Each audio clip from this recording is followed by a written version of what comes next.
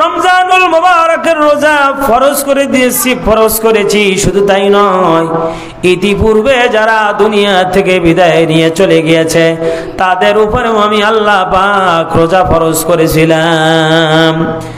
মুফাসসিরিনে কিরাম বলেন, সৃষ্টির প্রথম মানব হযরত আদম আলাইহিস সালাতু ওয়াস সালাম থেকে ঈসা রূহুল্লাহ পর্যন্ত যত পয়গম্বর এই দুনিয়ার জমিনে এসেছেন, আল্লাহ পাক প্রত্যেক পয়গম্বরের উপরে, প্রত্যেক জাতির উপরে রোজাকে ফরজ করেছিলেন।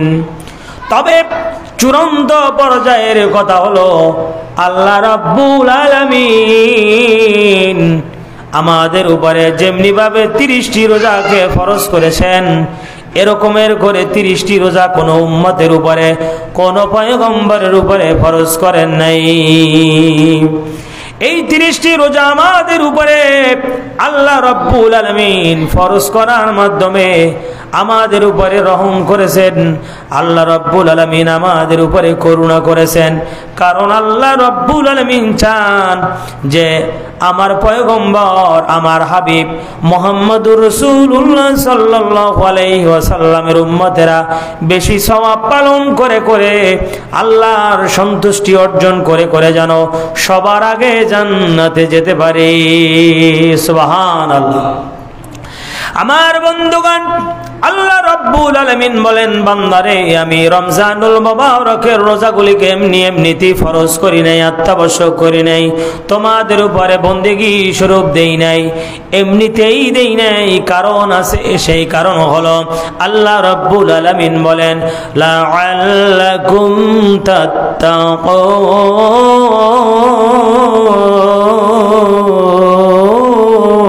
বান্দা, রমজানুল মুবারকের রোজাকে আমি আল্লাহ পাক এই জন্য ফরজ করে দিয়েছি বান্দা, যাতে করে তুমি মুত্তাকি হতে পারো। মুত্তাকি কি জিনিস? আত-তাকওয়া। আত-তাকওয়া আল্লাহ, আল্লাহর ভয়। ও বান্দা, দুনিয়ার জমিনে তুমি যাতে করে আমি আল্লাহ রাব্বুল আলামিনের ভয় অন্তরে জমা করতে পারো, সেই জন্যই আমি আল্লাহ রাব্বুল আলামিন তোমাদের উপরে রোজা ফরজ করে দিয়েছি। সুবহানাল্লাহ। আল্লাহর ভয় অন্তরে জমা করলে পরে, সেই আল্লাহর ভয় অন্তরে জমা করাটা আল্লাহ রাব্বুল আলামিন অনেক বেশি পছন্দ করেন। কোন চোর যদি আল্লাহর ভয় অন্তরে নিয়ে আসতে পারে, সে কোনোদিন চুরি করতে পারে না।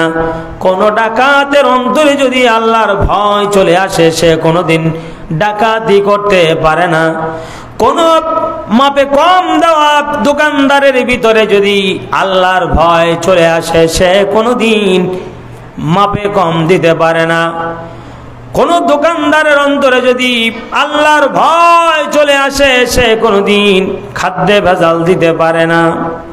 কোন ব্যবসায়ীর অন্তরে যদি আল্লাহ রাব্বুল আলামিনের ভয় চলে আসে, সে কোনোদিন ক্রেতার সঙ্গে ছলচাতুরি করতে পারে না।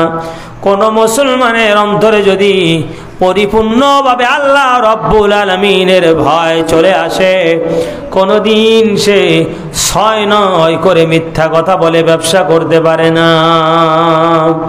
আমার বন্ধুগণ, এই পৃথিবীর জমিনে কোন কন্ট্রাক্টরের অন্তরে যদি আল্লাহর ভয় থাকে, তাহলে রাস্তা কিংবা বিল্ডিং এর কাজ করার সময় কোনোদিন মালিককে সে ধোঁকা দিতে পারে না। এজন্য আল্লাহ রাব্বুল আলামিন বলেন, তাকওয়া, আল্লাহর ভয়, আল্লাহর ভয়। ও বান্দা, আমি আল্লাহর ভয় অন্তরে জমা করো, আমি আল্লাহ রাব্বুল আলামিনের ভয় অন্তরে জমা করো। আমি আল্লাহর ভয় যদি অন্তরে জমা করতে পারো, তুমি সাধারণ মানুষ থাকবে না, তোমার সম্মান আমি আল্লাহ রাব্বুল আলামিনের কাছে অনেক অনেক অনেক অনেক গুণে বেড়ে যাবে। সুবহানাল্লাহ। আল্লাহ রাব্বুল আলামিন সূরাতুল হুজরাতের ভিতরে বলেন, ও বান্দা, তোমার অন্তরে যদি আমি আল্লাহর ভয় জমা হয়ে যায়, তোমার সম্মান মর্যাদা আমি আল্লাহ রাব্বুল আলামিনের কাছে কত বেড়ে যায়, ভালো করে শুনে নাও। বাতি বাতি কই? ইন্না আকরামাকুম ইনদাল্লাহি আতকাকুম। আল্লাহ রাব্বুল আলামিন নিজে বান্দাকে জানায় দেয়, ও বান্দা, তোমার অন্তরে যদি ভয় জমা হয়ে যায়, আমি আল্লাহর ভয় যদি তোমার অন্তরে থাকে, তাহলে তুমি জেনে নাও এই পৃথিবীর ভিতরে লক্ষ কোটি কোটি মানুষ আছে। এই সব মানুষগুলোই কিন্তু আমি আল্লাহ রাব্বুল আলামিনের কাছে প্রিয় নয়, আমি আল্লাহ রাব্বুল আলামিনের কাছে সম্মানিত নয়। আমি আল্লাহ রাব্বুল আলামিনের কাছে সবচাইতে দামি, সবচাইতে সম্মানিত, সবচাইতে গ্রহণযোগ্য বান্দা হলো যার অন্তরে আমি আল্লাহ রাব্বুল আলামিনের ভয় থাকে। সুবহানাল্লাহ। আমার বন্ধুগণ, এই জন্য বান্দার অন্তরে সব চাইতে আল্লাহ রাব্বুল আলামিনের ভয় বেশি থাকতে হবে। রবের ভয় বেশি থাকা যাবে না, বরং রবের ভয় বেশি থাকা লাগবে। আমার বন্ধুগণ, আল্লাহ রাব্বুল আলামিন বলেন, তুমি যদি দুনিয়ার জমিনে বিপদ আপদের সম্মুখীন হয়ে যাও, তোমার যদি কোনো পথ খোলা না থাকে, তুমি যদি বিপদগামী হয়ে ঘুরতে থাকো, তখন তুমি আমি আল্লাহ রাব্বুল আলামিনকে ভয় করো।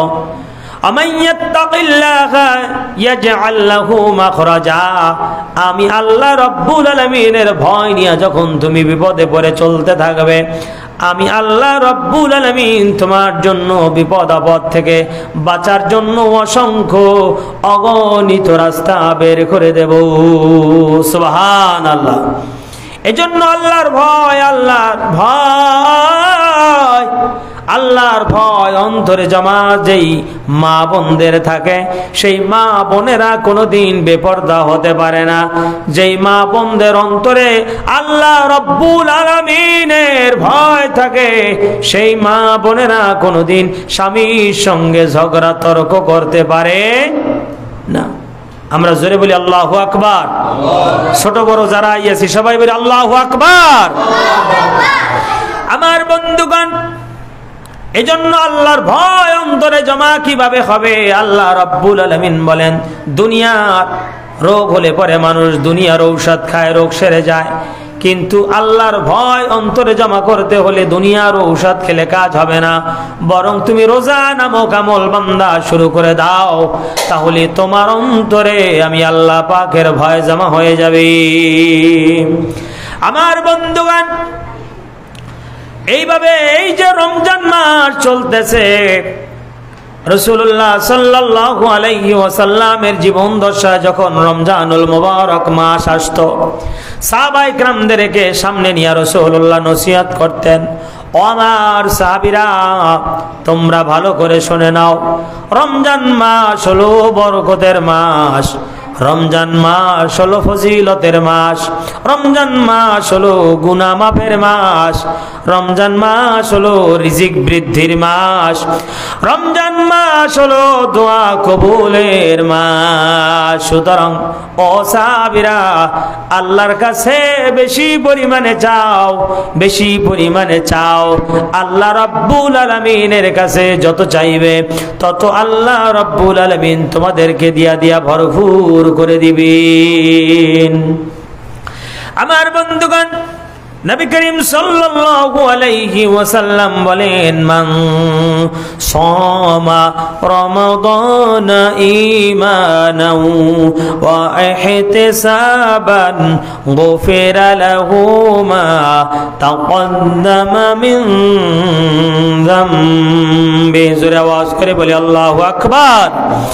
আমার বন্ধুগণ, নবী মুহাম্মদুর রাসূলুল্লাহ সাল্লাল্লাহু আলাইহি ওয়াসাল্লাম বলেন, যে ব্যক্তি রমজানুল মুবারকের রোজা ঈমানের সহিত সওয়াবের আশায়, ঈমানের সহিত সওয়াবের আশায় রমজানুল মুবারকের রোজাগুলি রাখবে, আমার নবী বলেন গুফিরা লাহু মা তাকদ্দামা মিন যামবি, আল্লাহ রাব্বুল আলামিন রোজাদারের আমলনামায় যতগুলি গুনাহ আছে সমস্ত গুনাহগুলি মাফ করে দেন। সুবহানাল্লাহ।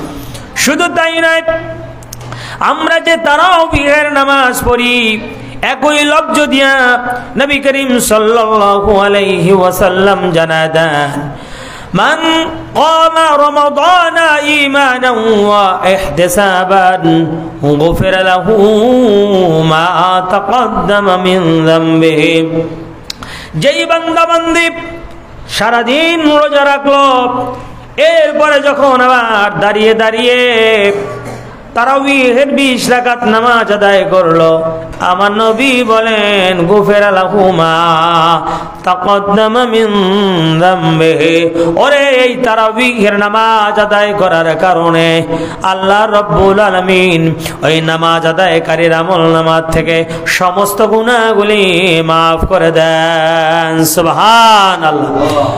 আমার বন্ধুগণ, তার মানে হলো এই দুটি হাদিস দিয়ে প্রমাণ হয়ে যায় রমজান মাস আপনার গুনাহ মাফের মাস, রমজান মাস আল্লাহ রাব্বুল আলামিনের কাছে ক্ষমা চাওয়ার মাস। আমার বন্ধুগণ, ওই যে একটি কমন হাদিস আমাদের সকলের কম বেশি জানা, নবী আমার এরকমের মিম্বরের উপরে পা মোবারক রাখলেন, বললেন আমিন। দ্বিতীয় সিঁড়িতে পা রাখলেন, বললেন আমিন। তৃতীয় সিঁড়িতে পা রাখলেন, নবী আমার বললেন আমিন। সাহাবায়ে কেরামগণ সামনে বসা আছেন, সাহাবায়ে কেরামগণ বললেন ইয়া রাসূলুল্লাহ, ইয়া হাবিবাল্লাহ, আপনি তিনবার তিনটি সিঁড়িতে পর পর পা রাখলেন আর বললেন আমিন আমিন আমিন, কবুল হোক কবুল হোক কবুল হোক। এই যে আমিন তিনবার বললেন, এর কারণ তো আমরা বুঝলাম না, এর কারণ আমাদেরকে খুলে বলুন। নবী আবার বলেন, ও সাহাবীরা, প্রথম নাম্বার যখন সিঁড়িতে আমি পা রাখলাম, জিবরাইল আমিন আমার কানে কানে এসে জানাই দিল, ও নবী,